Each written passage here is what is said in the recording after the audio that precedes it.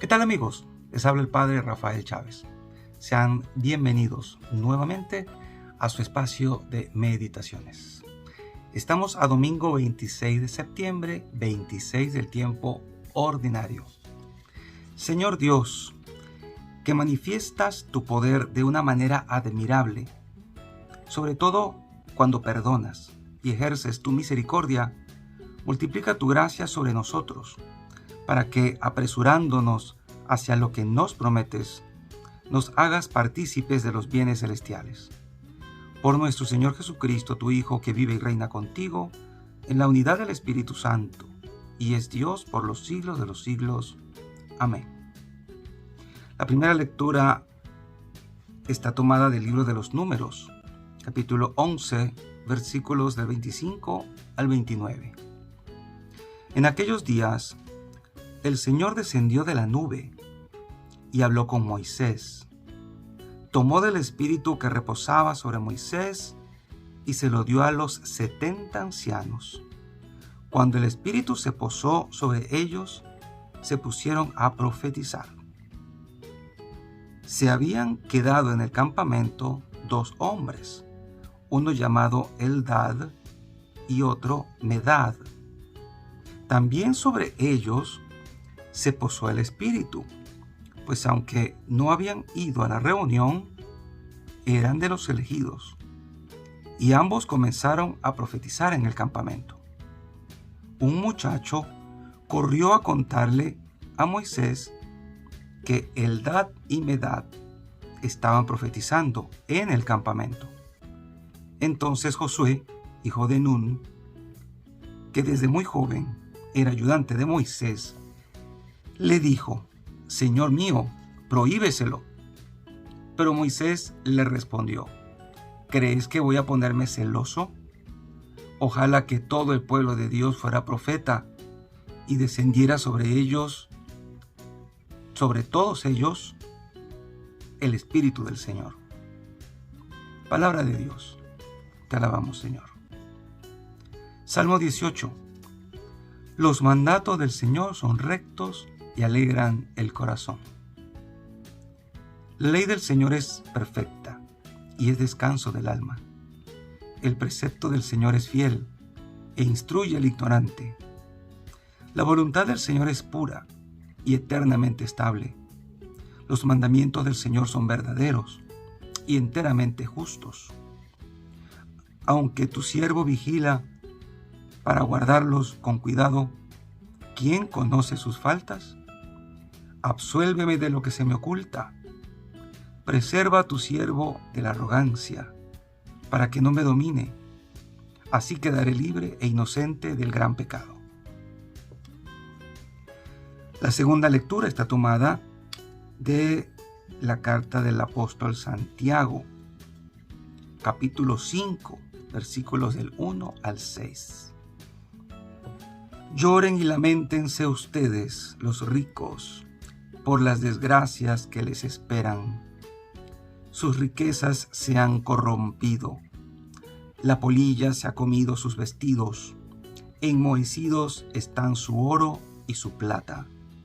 Y ese moho será una prueba contra ustedes, y consumirá sus carnes como el fuego. Con esto ustedes han atesorado un castigo para los últimos días. El salario que ustedes han defraudado a los trabajadores que cegaron sus campos está clamando contra ustedes. Sus gritos han llegado hasta el oído del Señor de los ejércitos. Han vivido ustedes en este mundo entregados al lujo y al placer, engordando como reses para el día de la matanza.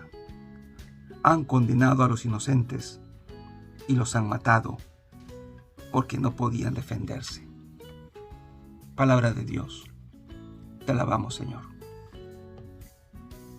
Y el evangelio de este domingo es el de San Marcos, capítulo 9, versículos del 38 al 43, 45 y del 47 al 48.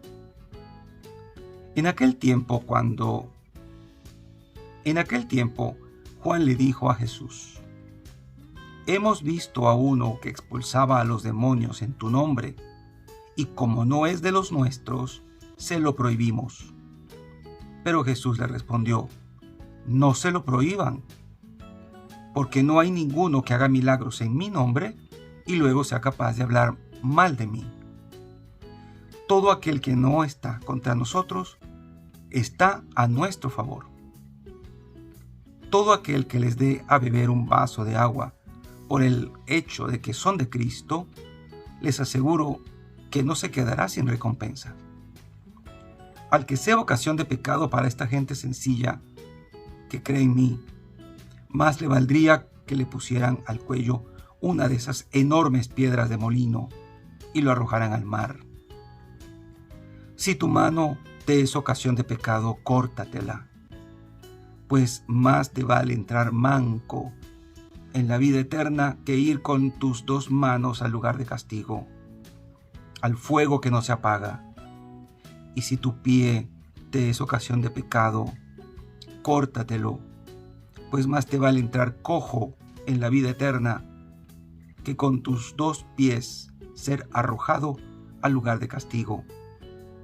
Y si tu ojo te es ocasión de pecado, sácatelo, pues más te vale entrar tuerto en el reino de Dios que ser arrojado con tus dos ojos al lugar de castigo, donde el gusano no muere y el fuego no se apaga. Palabra del Señor, gloria a ti, Señor Jesús. Tanto en el libro de los Números como en la primera parte de este Evangelio de Marcos, aparece el tema de no es de los nuestros o no estaba con nosotros. Y esta frase se repite una y otra vez en nuestros días. En la realidad eclesial e incluso extraeclesial. Esto de que no es de los nuestros y no pueden hacer esas cosas. En cuanto a esta realidad intraeclesial pasa con los grupos de la iglesia, por ejemplo. Es solo un ejemplo. Podemos verlo en muchos otros ámbitos. Pero a veces se cree que un grupo, por ejemplo, tiene el monopolio del Espíritu, o que solo a través de ese grupo es que se llega a la salvación, o que este es el grupo mejor. Y a veces, en vez de sentirnos acogidos en la iglesia, pareciera que reinara un espíritu de competencia, ¿no? Y decimos, no, es que los de el Opus Dei son mejores que los Caballeros de Colón, o que los Cruzados son mejores que la Legión de María, o que estos los descalificamos porque son los locos carismáticos y estos no funcionan y los de Cursillos sí. Entonces es una guerra entre los mismos grupos de la parroquia que en vez de sumar restan, y a veces se quitan personas de uno para meterlos en otro, y es pescar en pecera, en vez de ir afuera, a donde hay tanta gente que aún no ha recibido la noticia y no ha acogido al Señor y se están perdiendo por falta de evangelización, en vez de estar agarrándonos entre nosotros mismos. Hay tanto que hacer allá afuera y nosotros a veces aquí en la realidad intraeclesial, mordiéndonos unos con otros, descalificándonos porque no es de los nuestros. No es como nosotros. Esto debe darnos mucho que pensar.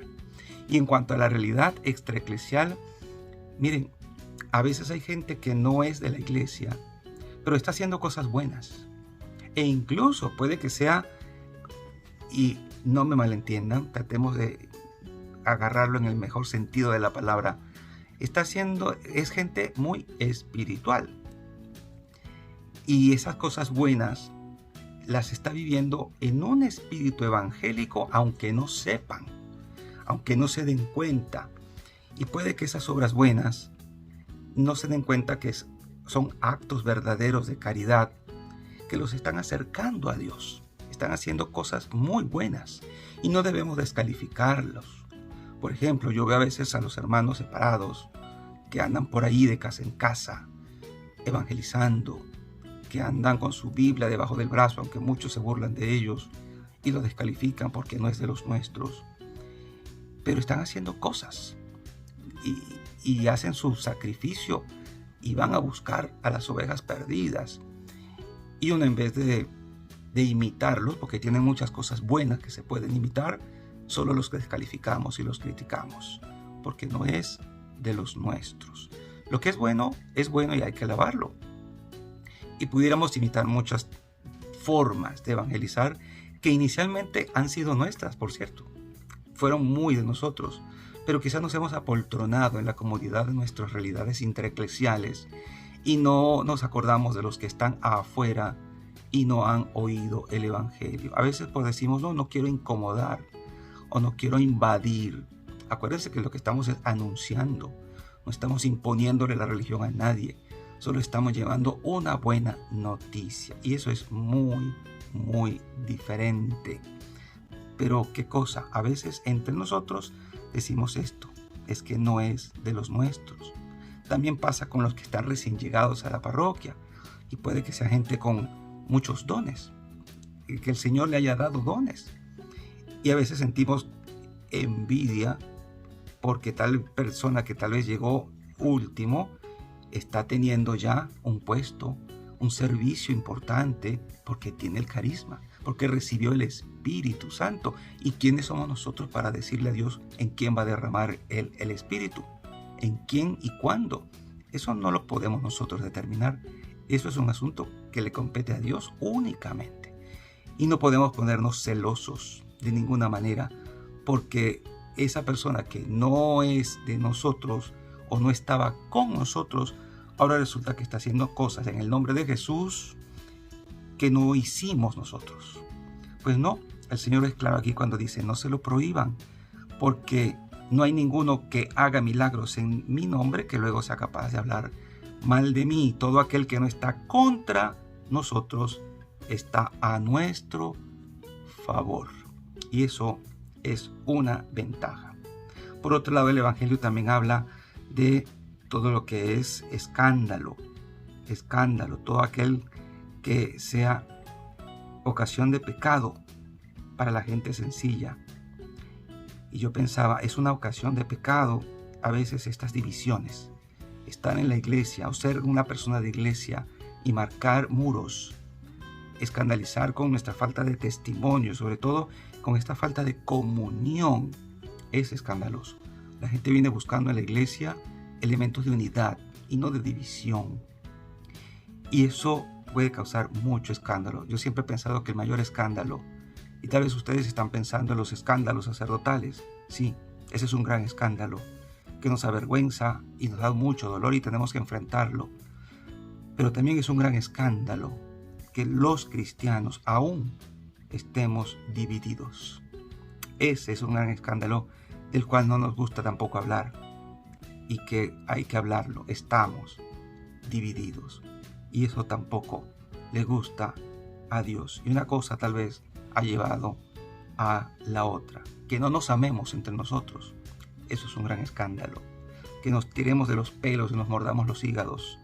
Eso también es un gran escándalo. La gran falta de amor entre nosotros. Mi mano, mi pie, mi ojo, cosas muy queridas, pero que no me están sirviendo para poder entrar en la vida. Habrán que perder, tendremos que renunciar a ciertas cosas, pero la ganancia es mucho mayor. Voy a entrar en la vida, voy a entrar en el reino. Pensemos en eso. No todo lo podemos tener, pero sí podemos alcanzar la mayor fortuna, lo más grande, lo más hermoso, el mayor tesoro, que es el cielo, con pequeños sacrificios que tengamos que hacer. Y la bendición de Dios Todopoderoso, Padre, Hijo y Espíritu Santo, descienda sobre cada uno de ustedes y les acompañe siempre. Y seguiremos en contacto, si Dios lo permite, a través de este canal. Chao, chao. Feliz domingo para todos.